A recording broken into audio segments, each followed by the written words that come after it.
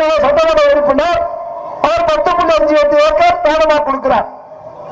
சரி, இன்னொன்னு Kanthan Sri Kanthan enterprises Coimbatore, Sri Kanthan enterprises கோயம்புத்தூர்ல இருந்து 2.24 ஏக்கர் தானமாக கொடுக்கிறாரு. இதற்காக கோயம்புத்தூர் தலைவர் கூட காட்சி வச்சிருக்கு. கும்பகோணத்துக்கு கொடுக்க வேண்டும்.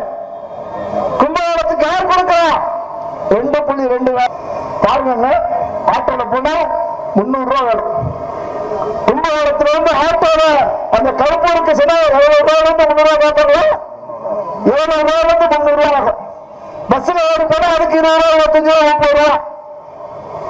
என்ன கொடுமை! உங்களுக்கு வாக்களித்து ஆளுங்கட்சியாக வைத்திருக்கிறார். குடும்ப கணக்கை செய்கிற கைமாறா இது? கொடுமை. அது மட்டும் இல்லைங்க,